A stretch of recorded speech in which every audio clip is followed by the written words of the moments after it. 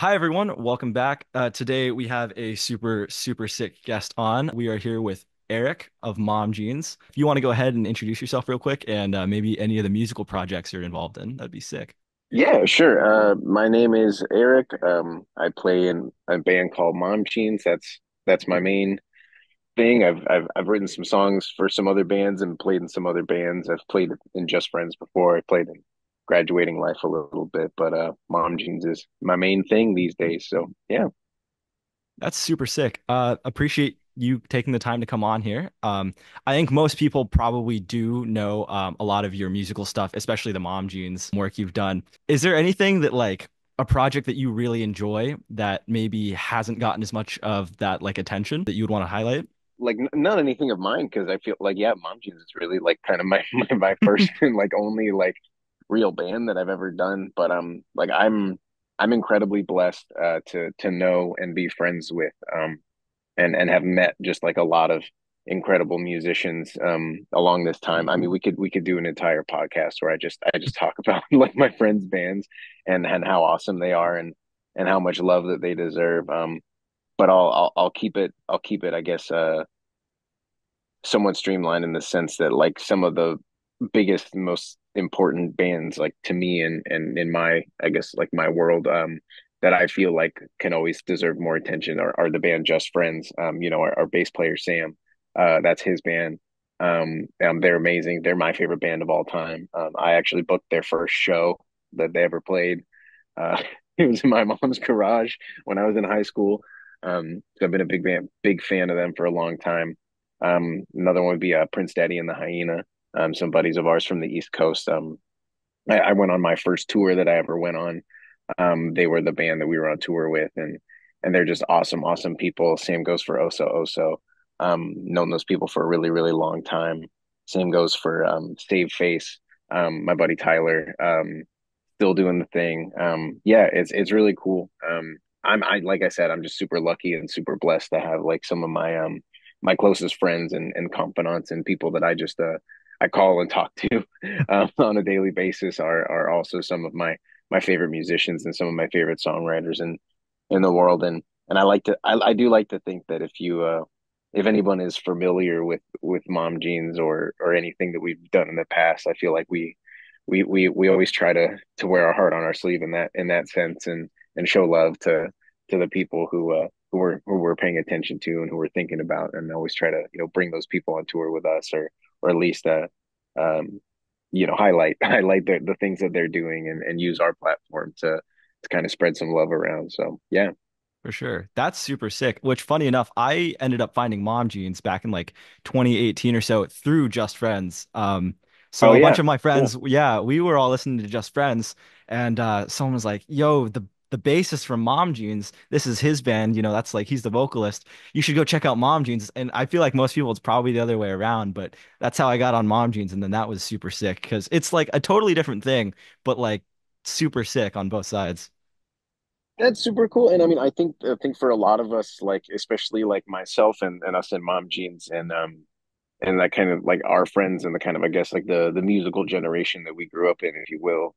Like that was how we found everything. It was like all these bands were doing four-way split 7 inches with every band having one song, and all these bands were doing like, oh, like yeah, like I like this one band, but here's these, you know, three or four other bands that they really like and they're all doing stuff with. And so I'm obviously going to go, I'm going to check out those things. And, like when we were in middle school and when we were in high school, like we were going to see like Story So Far in Transit, like do that. And it's really neat to kind of be in a similar position and even look back and be like, that's kind of like what we were all doing too, is just kind of like trying to provide I don't know, it's a very like community based, I think, way to go about things. And we've always sort of like had that mentality with us and our friends, like, hey, like if me and three of my buddies' bands go out and do some stuff together, like if somebody likes one of our bands, like chances are that maybe all of us will, like have an opportunity to gain a new fan or gain a new listener. And I think that kind of that word of mouth mentality is is so essential to just like the music scene in general. And I think that so many of the people who gravitate towards music and who gravitate towards this kind of music are always looking for the next thing, are always hungry for like their next favorite band, are always looking for like that next album or that next song that's just going to be like on repeat in their playlist. And there's like I think a little bit of that like that sense of excitement when you and your friends' bands can kind of like capitalize on that in a sense. And I think like it's nice to feel like we have that in common with the people who like us and like all of our bands, because I feel like the longer you do this music thing and the longer you tour, the less and less you feel like you have in common with the people that you're actually like playing for. And I'm happy and proud that it seems that we've sort of maintained that a little bit and continued to, I don't know, like yeah, try to have as much in common with our listeners as possible. For sure. Which that's definitely like the vibe it gives off at a lot of your guys' shows. You know, always seeing you're kind of rolling with the same crew all the time and everyone's hyping each other up. It's really sick to see. Going along with Yeah, that a little bit, like how did you get started playing music, I guess, both as an individual and then eventually as a band? so I mean, for me personally, music has always been a huge part of my life. I don't know if it was just in my blood or whatever, but my parents recognized that at a very young age that I was really into music, and I just loved music in general. My parents are both big music fans, but they're not musicians at all, neither one of them. So I think yeah, my parents just kind of tried to do, I think, what any parent who recognizes that their child has an interest would do. And you know, like if it seems like your kid's into sports, like you're gonna put them in little league and you're gonna like let them try out for the basketball team and stuff. And so my parents, like, they put me in like piano lessons, and they put me in like band when I got into like fifth grade and stuff like that. um and so I've always been, from a pretty young age, um interested in music. And for like pretty early in my like school career, like I had a instrument case in my hand as I was walking to school. So I did like jazz band and marching band and all of that stuff all the way through college. Actually, I did marching band through college. um and so yeah, music has just always kind of been part of my life. For most of that, I grew up thinking that I was going to be a music teacher. I had a couple of really awesome band directors in middle school and in high school, who were very very influential on my life and on my kind of my formative years as a young man. And I really thought that I was going to one day be like a music teacher like that I was going to be the cool high school band director that like brings the best out of his students and stuff. Um, and I guess yeah, things didn't really like go that way when I was leaving high school, and kind of looking at like school opportunities. I kind of had like two paths out in front of me. I could go to a pretty small school and study music, and be on scholarships and be kind of like very uh, what's the word? I guess kind of beholden to like the school and the resources that the school can offer me to be able to study there. Or I could go to a big public university that is kind of like a big brand name school, and my parents would pay all my bills, and I would study economics and get a business degree and stuff. Yeah. um, very similar, decision that I think a lot of young people are faced with. But I just felt lucky to, even have that choice at all. And I felt like I wanted to, um, try to, do the biggest, best thing that I could, just because I had the opportunity. Like yeah, I got really lucky and I got into a really good school, and I felt like I would, be upset with myself if I didn't make the most out of that opportunity, and that it would be a bit, almost disrespectful to all the people who wish that they would have that opportunity too, for me to squander that. So I ended up going to UC Berkeley, which is not where I thought that I was going to go for school, and I ended up going and studying like business, and that's not at all what I thought I was going to be doing for most of my high school um, career and stuff like that. And then but it turned out to be the best decision ever because Austin, the drummer of Mom Jeans, just randomly got put on my floor in the dorms freshman year, and kind of from there, um, throughout high school and towards that, like some of my friends and some of my older friends had started like rock bands and started ska bands and started playing house shows and doing some cool gigs and stuff. And when I was in high school, I started going to those, and I was really inspired and really influenced. And so as a result, I had been in a couple of like really small, bad high school neighborhood bands. Like I was in a ska band and I was in a punk band and stuff like that. And Austin had a similar experience. Like he'd been in a couple like really crappy, bands in high school, and but he'd also, done jazz band and done marching band and done kind of the academic music thing. And when I got to school last year and I met Austin, it just everything kind of clicked. I felt like I had a new friend who I just had a lot in common with. He's the best drummer I've ever met in my life, but he's also a very, very talented horn player, like a trumpet player. And I played trombone, and that was what I did a lot in high school and college. But I'm the guitar player and the singer in Mom Jeans, and so he was really into skateboarding and video games and smoked weed, and those were all the things that I was into. And I felt like I had a buddy, and it was from there it just kind of snowballed. And really from I think that first couple months of hanging out in the fall of 2013, like Austin and I just kind of have been in each other's orbit since then. And I think, like getting the band to like the personnel and the vibe and even like the members of the band like to where it is now is many, many more years of process and playing shows and touring and doing stuff. But that was really how like Mom Jeans started, was just like very circumstantial, like lucky happenstance. Just the two people got put in the same room at the same time, and it ended up to be a good pairing. That's super sick. And like I feel like there's a lot of bands too that kind of start that way where it's just kind of circumstantial early on. What's it like taking a band from that level where it's kind of just like you just enjoy doing the same things as people and then it kind of grows into this whole other thing now where you start talking with record labels. What's that part like? I mean, it's again, it's a slow build, it's a slow process. We spent 2 or 3 years like doing nothing and playing to nobody, and just we would literally like Austin lived in a big like party fraternity house in college, and if there was like a big party and there was a lot of people there and it seemed like they might be into live music and we were all there, then we would just like set up and we would just like play. Like there wasn't even a show, wasn't advertised, nobody paid, like we would just play music for people. And I think like I've always kind of like, as I explained a little bit of my background, like performing has just like been a big part of my life ever since I was, like in middle, you spend all these months and stuff working on this piece of music to eventually like perform it for, your parents, or to perform it at a competition, or to at some point perform it in front of people. And that's the aspect of live music that I really love, is the performing aspect, the fact that like this one thing is never going to happen again like the same way, and there's all these opportunities for um joy and like in uniqueness and humor.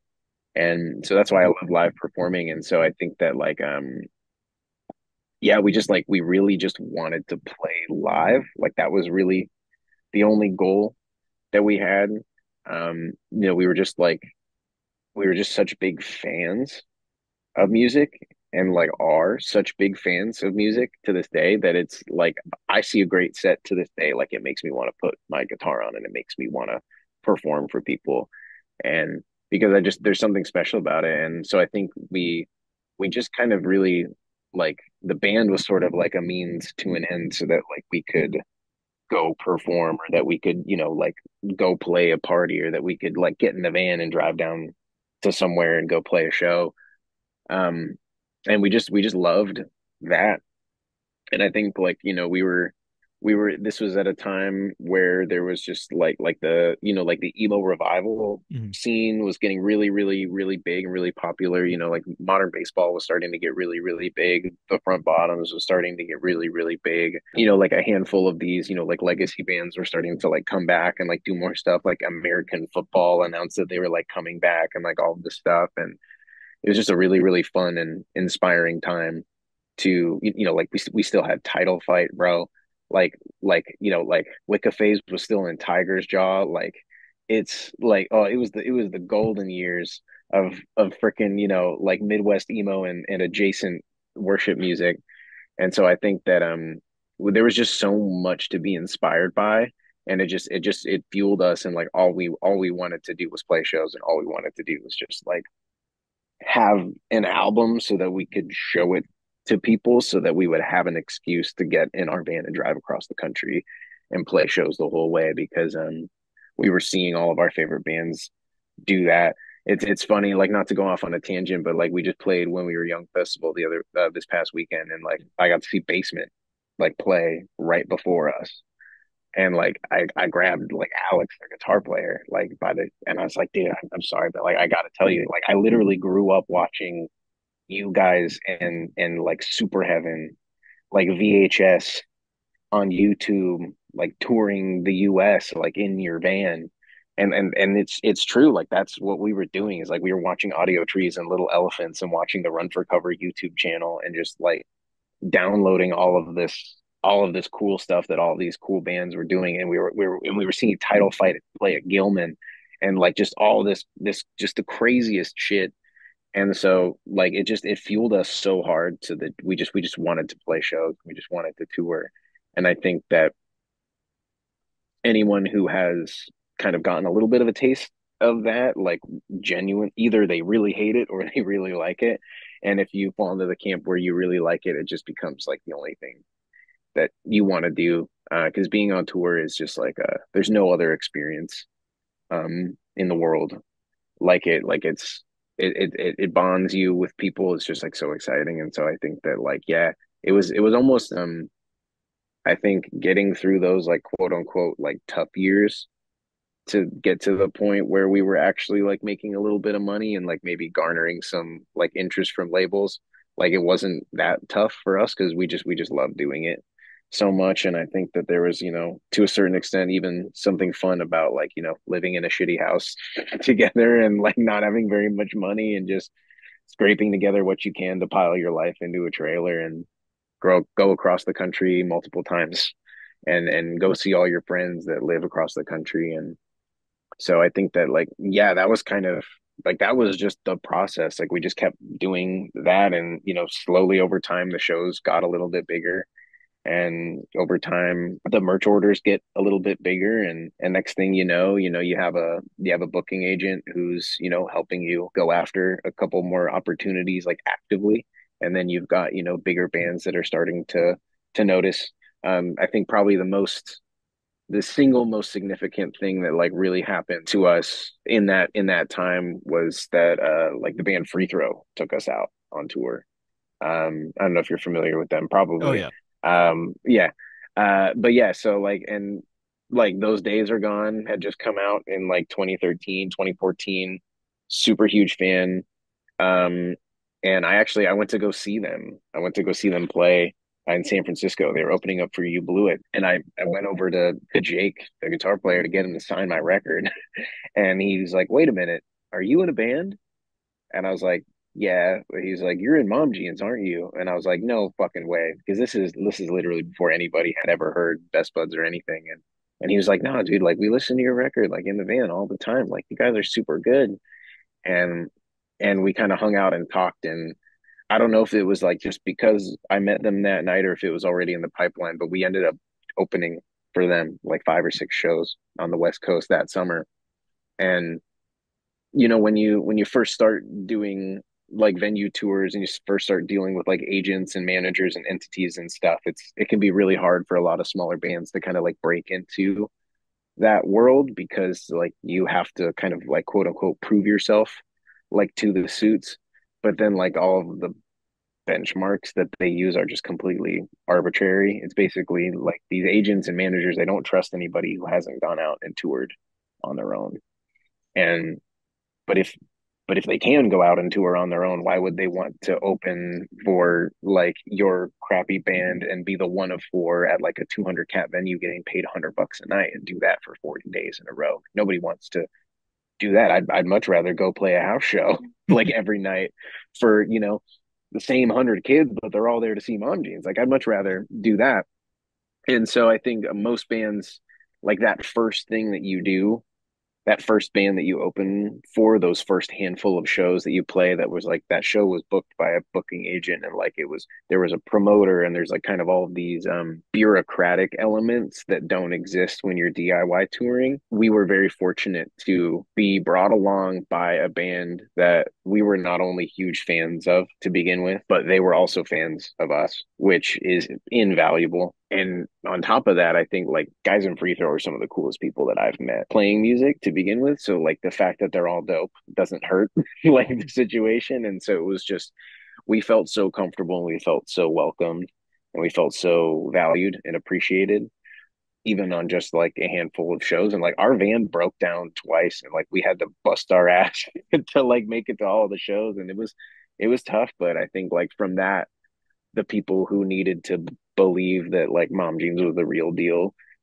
believed it. And from there, every opportunity that we kind of got given or got asked to participate in just kind of propelled us further and further and further. And you can trace that all the way back to that free throw tour and when we opened up for Tiny Moving Parts. And since that, it's just kind of been a slow uphill trajectory over the course of the last 8 years or so. Yeah.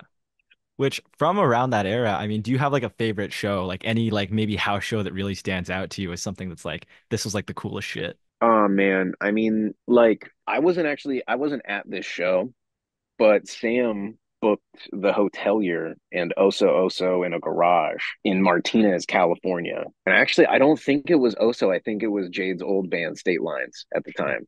And that's just crazy to think. I honestly like I was in school at the time, and so like I didn't have the ability to go to a lot of these like iconic shows. But I remember I saw Modern Baseball, Pup, Jeff Rosenstock, and Tiny Moving Parts at the Oakland Metro. And I met Billy from TMP that night, and we ended up touring with them like probably 2 years later. And I showed Billy the photo from when I met him that night, and that was really crazy. But yeah, it was just like the amount of music, like Waxahachie played the quad at my college, like for free, like at noon on a Friday.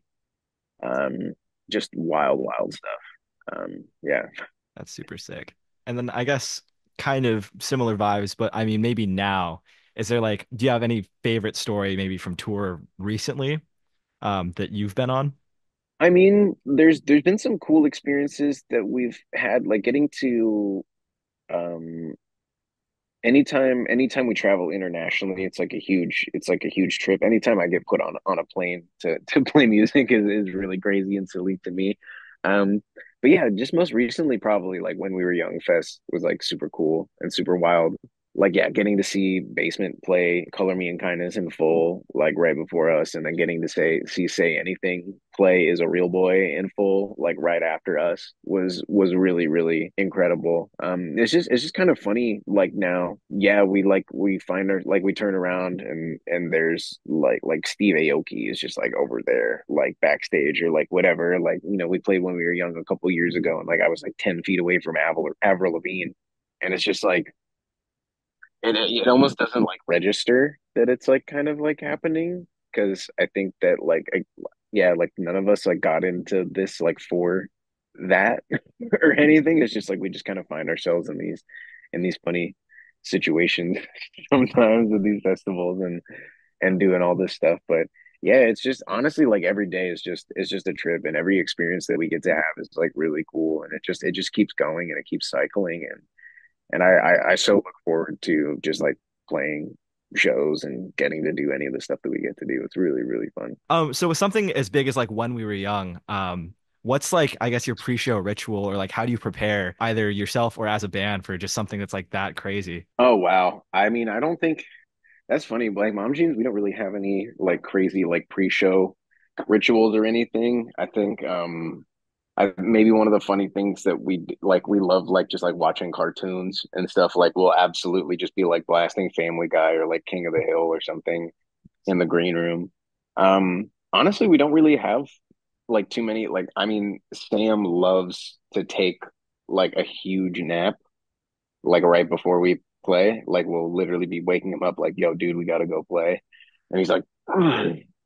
So that's kind of funny. I usually just like lock myself in the green room and like don't talk to anybody for a while and just try to get my mind right and just like focus on the show. I don't know. I don't like being rushed, but I also have like a short attention span, so I feel like I get distracted easily. And if I allow myself to like go off on a tangent mentally, I'll like look up and realize that like I have 5 minutes before we play. So I kind of like just like force myself to sit there and like prepare. And then the rest of the guys just like, yeah, just kind of like do their own thing. Like there's really no pre-show ritual. It's kind of weird. Like I feel like some of the things that we have done and some of the festivals that we've done, I would think that I would have more like stage fright or more like nerves, I guess.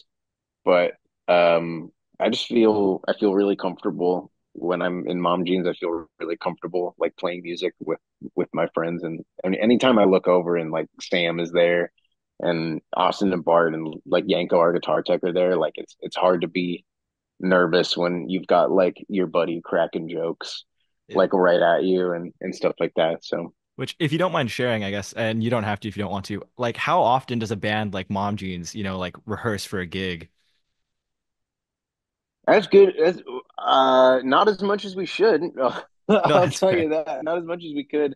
I think it's interesting. I mean, I think I'm not gonna blow smoke up anybody's ass and pretend like Mom Jeans is the most technically challenging music in the world to play. It's not. We're not Origami Angel. We're not Chiodos. We're not like doing these like crazy ridiculous like guitar stuff and time changes and all of that. So I think for the most part, like we try to like rehearse as individuals.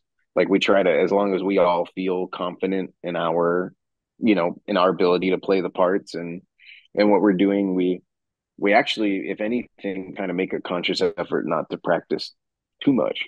Mm, Because I think that there's like I said, going back to like live music and performing, like that's really the end goal at the end of the day, is to put on a show and have a good time. And sometimes if you practice too much, if you rehearse things too much, it can get kind of bland, mm, it can get kind of robotic, it can get kind of samey, and you can get kind of tired of and you can, it kind of takes you out of it. You can allow yourself to be complacent and you don't play as hard, you don't perform as hard, and you get a little bit lazy. And I think that we always try to keep ourselves on our toes. Like I always want to feel, especially in the context of like nowadays, like the shows that we're playing are a little bit bigger, the ticket prices are a little bit higher. Like I don't want anyone to come see us and feel like I'm not trying, mm, feel like I'm not putting in like a lot of effort to make the show good and to play everything well. And I think that yeah, we kind of strike a balance with we practice just as much as we need to feel confident going on stage. And I'll admit sometimes we get that wrong and sometimes we're not as confident as we should be going on stage. But I think it's like if we can go out there and we all feel good about what we're about to play, I think like that's really where the bar is. I think anyone who's seen us like knows that like I make mistakes on guitar, Bart makes mistakes on guitar, like we all make flubs, we all make mistakes, and I forget the lyrics half the time. But it's that's I don't know, nobody's there to like, if you want to hear it perfect, just listen to the record, yeah, exactly. right? Like we're trying to do something that's more fun. Like I'm trying to jump and spin and get people to wave their hands and stuff while I'm doing all this. And I think that and I think that to a certain degree, like we need to be having fun if we expect anyone to come and see us and be fun. And I think that as a band, like that's really what we we offer. Like our music is not particularly unique or like different. Like we're not doing anything that like Tiger's Jaw or modern baseball didn't do first or better. We're not doing anything, crazy Mm. over here. We're not doing anything world changing. We're not reinventing the wheel. I'm not inventing new chords. I'm not coming up with new like we're not political. We're not particularly like I think what we bring to the table is that like we're just fun. Like when you come to see Mom Jeans, you leave your worries at the door and we're here to have fun for the next 45 minutes to an hour. And after that we can all go back to being serious and hating our lives and hating our jobs and stuff. But like for right now, like let's just allow ourselves to have a good time. And I think that starts with us. I think that starts with the four of us. And I think that yeah, much of what we do from rehearsing to the way that we tour and the people that we hire and the decisions that we make, I think that it really ultimately goes back to that as keeping things as fun and as comfortable for the four of us on stage. Because if I've got a smile on and if Sam's in a good mood and he's able to be a good hype man, like everybody's gonna have a great time.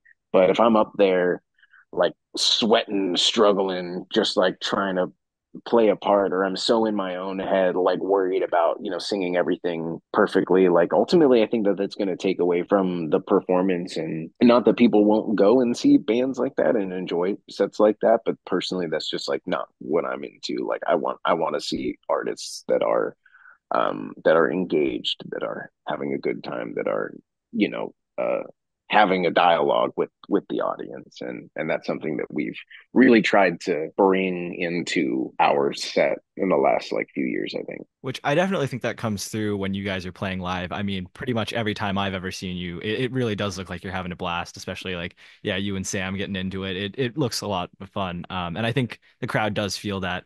The first show I had ever been to where they actually had to stop because people were going too crazy and we had to chill out was a Mom June show.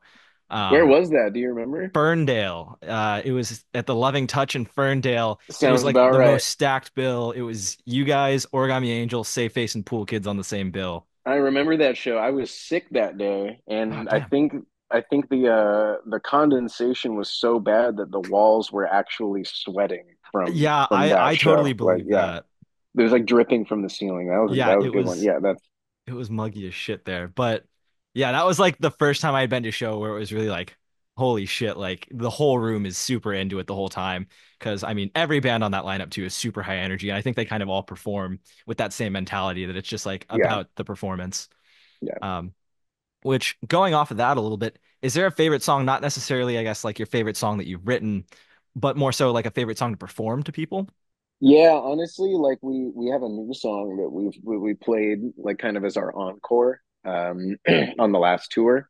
That's been my favorite one to play recently because I think that's one of the best songs that we've ever written. I guess one that's out, that's released, that people have heard. I always really enjoy playing Hippo in the Water. That's kind of like our circle pit like song. It's kind of become that. And depending on the night and how lubricated we may be, we'll play it like pretty freaking fast, Yeah. like just for funsies and just to keep people on their toes. And yeah, I really really like playing that song. And then Poor Boxer Shorts has also been like a fun one that I've been enjoying putting in the set. I think that I don't know, I don't think there's like too many songs in our live set left that are like super like riff heavy Hmm. and like almost like overindulgent from like a guitar standpoint. And I think that that's one of the few songs in our discography that like it still works when we play it live. I think that people's attention spans are like just long enough Yeah. for us to like pull it off and get away with it. So and it's right in my sweet spot for my vocal register, so I always sound good singing that one. So I really like playing Poor Boxer Short. That's sick. Which also, just kind of a shout to you guys. The Audio Tree live recording of Poor Boxer Shorts has got to be one of the best songs that has been put like done on Audio Tree. No, Like I appreciate it. ever so sick. This is kind of an aside, but I'm in an emo band that kind of like you were mentioning, you just saw bands and you were like, I want to do that. Mom Jeans was that for us, back when Yeah, we were in high school, however many years ago. yeah, And Poor Boxer Shorts was the song that was kind of like shit, like I want to sound like that. So that's just kind of a shout to you guys. Super sick song, and I do think it does totally. Yeah, it's like kind of the perfect amount of interesting, but like you can still go hard to it the whole time. I appreciate it. I like to think that that song is like Algernon Cadwallader for kids who like can't, who just aren't that good at guitar yet, but like aren't willing to sit there and like practice to get as good. Like they just have to do the song now.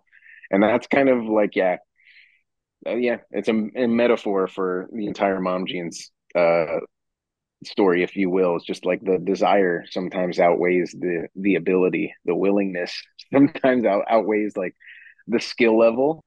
But you just do it, and next thing you know, people like it. But yeah, and I think that there's something to be said about like the accessibility of that, and like I am aware of the fact that people have gotten into music and have started bands because of Mom Jeans, and I really like that. That makes me very proud. That makes me very happy. I like to think that um if that's the case, then whatever Mom Jeans does, in the future, like wherever we go, whatever our legacy is, like it almost doesn't matter. Like that's the most important thing to me, is that like we put out something or we did something that was cool enough that it made someone else be like, I want to do that too, because that's like such a powerful force. And in this, I don't know, I don't want to ramble too much, but like in this day and age, right, I think it's so hard to really figure out what it is you want to fucking do, Mhm. like at all. Just as a young person and as a human being, I think we're so overwhelmed by choices and information now, that when you find something that like really inspires you in a way that it grabs you by the soul, and it really makes you pay attention to it, and it forces you to become obsessed, forces you to become like addicted to it almost. Like when you run into those things in your life, and you listen and you let those things have an impact on you, I'm living proof of how influential that can be and how positive that can be, and all of the good things that can come out of that. Like my life is infinitely better than it would be if I was working some cubicle job at some company. I know that for a fact. I'm a happier person. I'm a better member of society as a result of that. And I'm so viscerally aware of the impact that that can have, and how real that impact can be. And so, yeah, like the biggest compliment that like anyone could ever give me or give us is like, yeah, like I listened to Mom Jeans and then I started a band, or like I wrote a song and then I put it out, or I fucking did something. Like Yeah. I went a step beyond just sitting there and enjoying it and being like, oh, this is a cool song. Like maybe I'll buy a ticket next time they come into town. Like to actually take that and make something is priceless, because then like I can't even know. I can't even pontificate on the reach that that possibly has, because like how many kids are gonna like your band, and then one of them is gonna go start a band, and it's an infinite loop, and like that perpetuation of art and that perpetuation of music is like the one thing that I'm very very invested in this whole shit. So yeah, I appreciate that. Thank you. That's nice to know, because and yeah, and it's so true and it's so real, because like that was me too. Like I was sitting on the couch, ripping the bong, watching the Weatherbox audio tree, just being like, damn man, like I want to do that. Watching the modern baseball Little Elephant, watching the free throw Little Big League Little Elephant, just being like, I want to do that. Like how do I get across the country in these guys' living room and play some songs and put that on the internet, and like to see not only us be able to go and do that, but then also the kids that saw us do it are starting to go and do that stuff now. It's like really awesome. Like especially, yeah, now that I find myself, almost 10 years away from Best Buds, like the amount of music that has come out that just that I've been told has been influenced by Mom Cheese a little bit. Never mind the stuff that I could probably guess is a little bit, Yeah. influence. It's just awesome, and it makes me so proud, and it makes me so happy to be like a part of this. It's just super validating.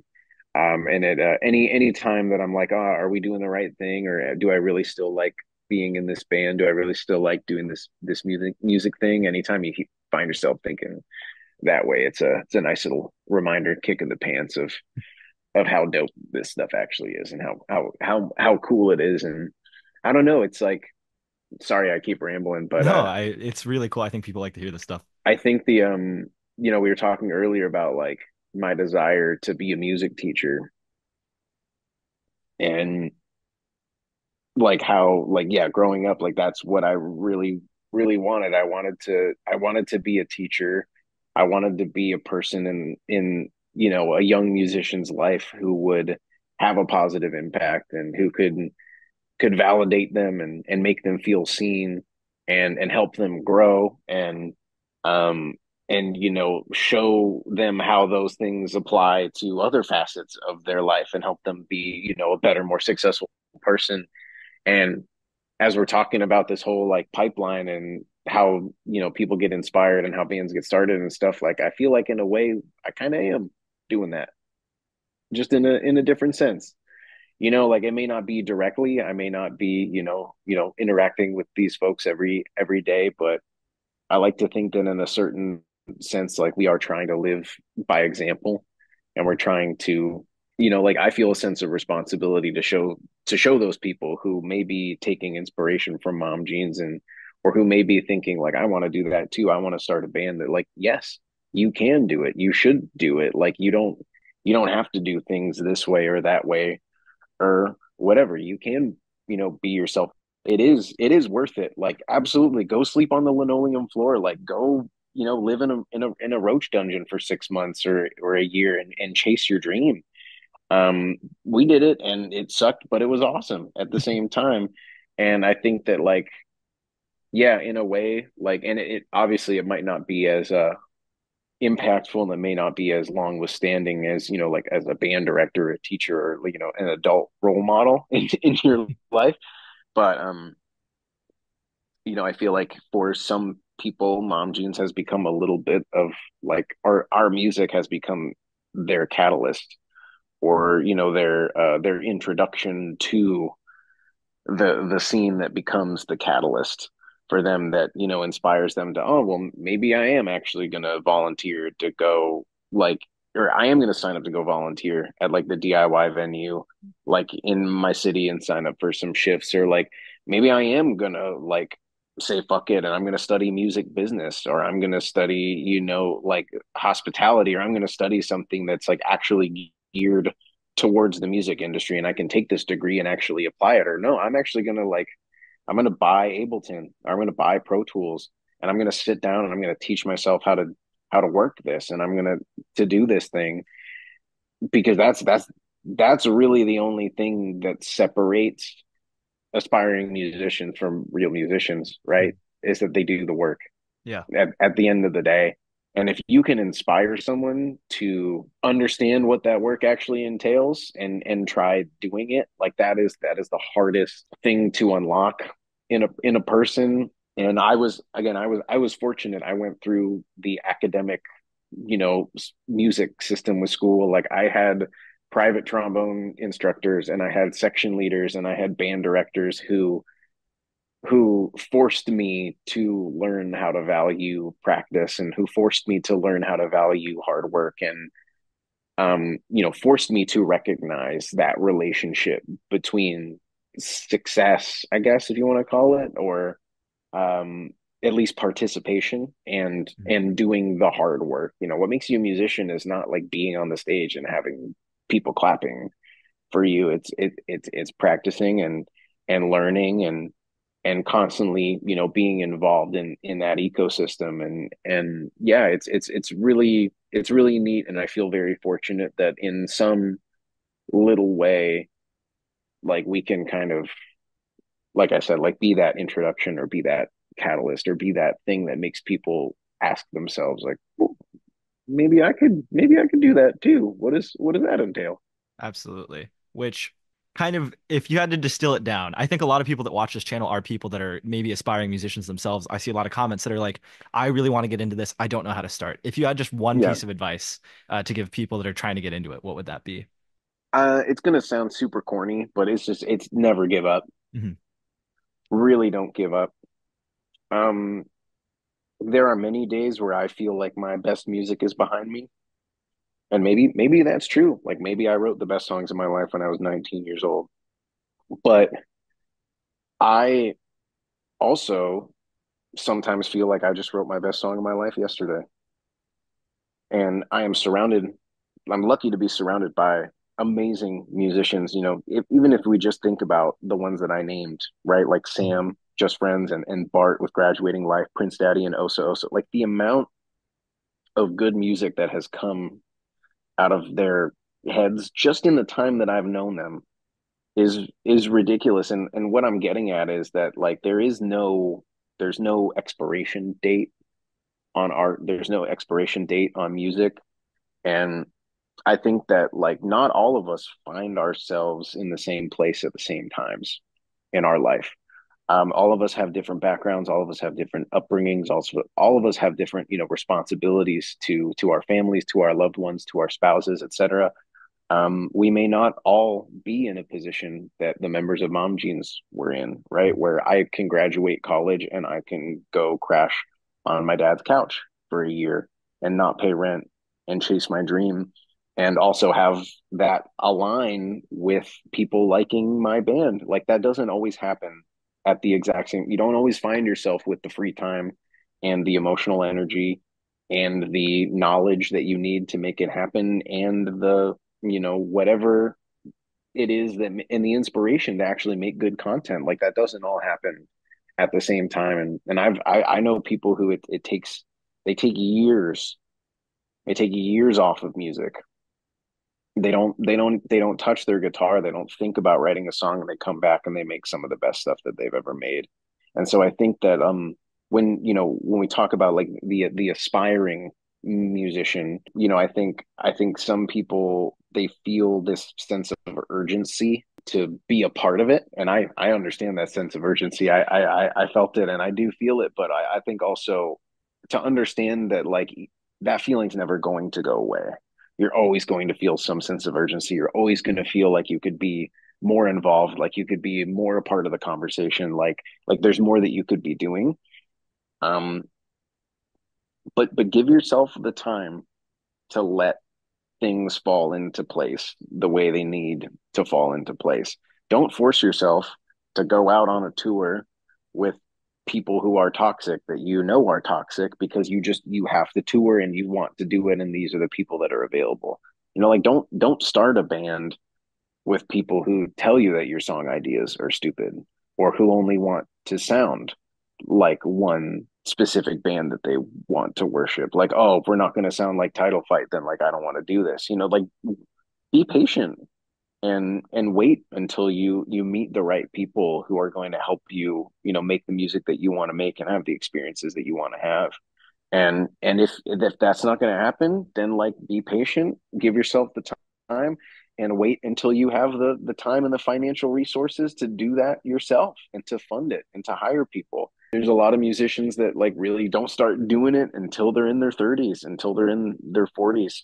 Like Barty Strange is like a great example for that. Like he's homie's been crushing for decades and now is getting his flowers. And similar thing with like Jeff Rosenstock too.